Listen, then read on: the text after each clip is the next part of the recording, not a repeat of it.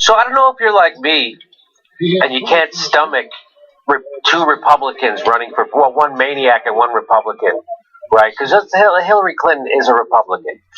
I don't know how you can be pro-fracking, be on board for the Iraq War, destabilization of the Mideast, calls for the gutting of welfare, the deregulation of Wall Street, Honduras. But she's pro-abortion, so she's a Democrat. So this is what we're left with in America as the left. And I'm told that if I don't embrace that, if I don't vote for that, I'm told that it's because I'm of white privileged. That only privileged people. Oh, if you're poor and you're hurting or you're a minority, you're going to vote for Hillary Clinton, the person who embraced the prison industrial complex, takes money from private prisons, fracking, outsourced pro-TPP, NAFTA.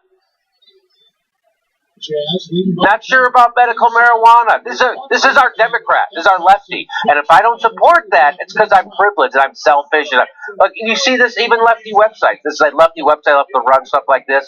Why this black Bernie Sanders delegate says he doesn't have the luxury of voting for a candidate who represents your interests. I wish I had the luxury, but I have to vote for this warmongering corporatist who has destroyed black America, and calling them super predators.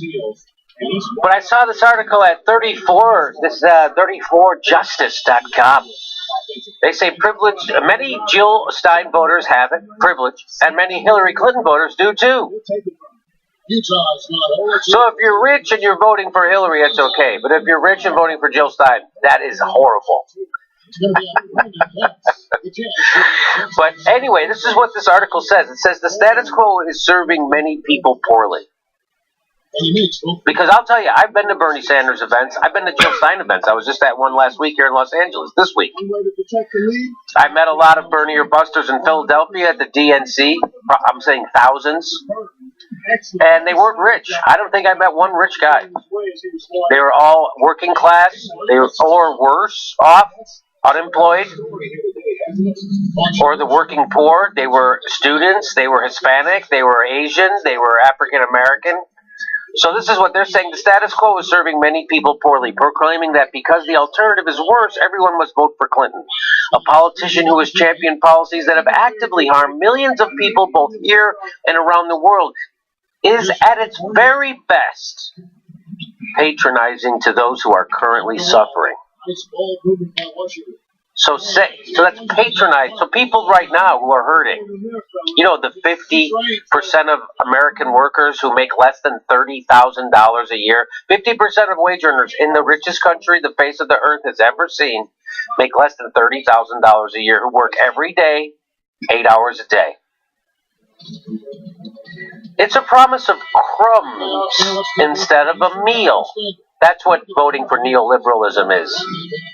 It's a promise of crumbs instead of a meal, with the admonition that starving people better be thankful for the crumbs, as the other candidate might take even those away.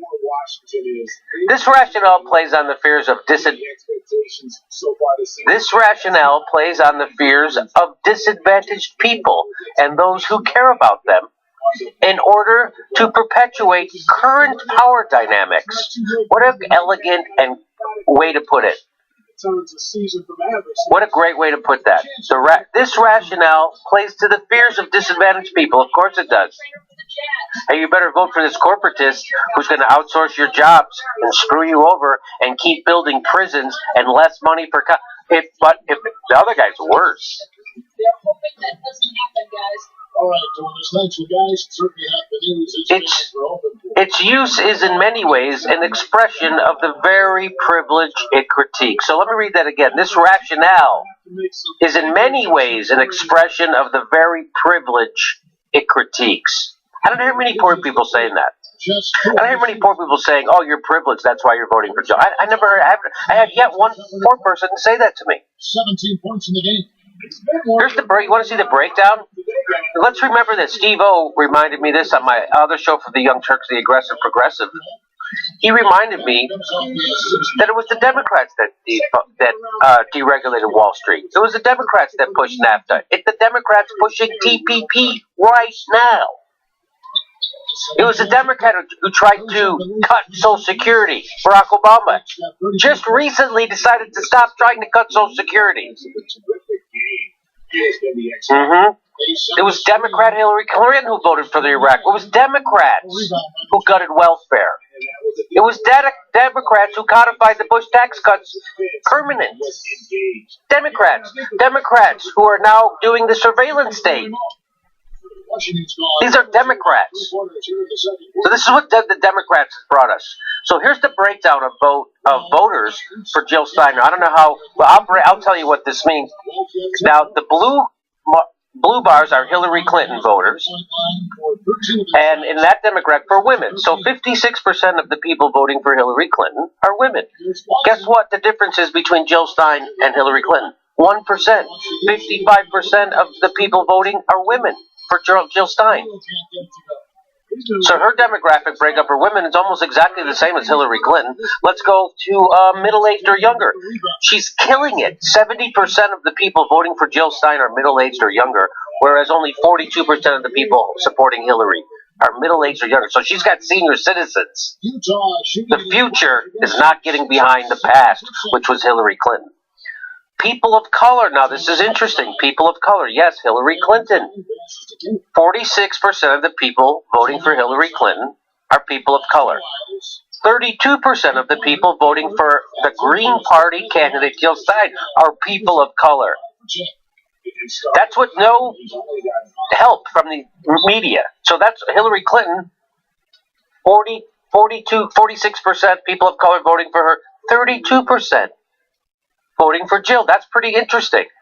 Also over here, income under 50%. Now here's the people who are supposed to be privileged. Turns out Jill Stein, more people who make less than percentage of her voters make less than 50%. A much higher percentage of people supporting Jill Stein make less than 50% of $50,000 than the people supporting Hillary Clinton. So as a percentage, the privileged people are voting for Hillary and the non-privileged people are voting for Jill Stein. As a percentage of voters, here's one more. No college degree. 64% of the people voting for Jill Stein have no college degree. So they have no college degree. They make under $50,000. That's the average, typical Jill Stein voter. So that's all bull. That's another one of those things to shame you for voting your conscience. Running in transition or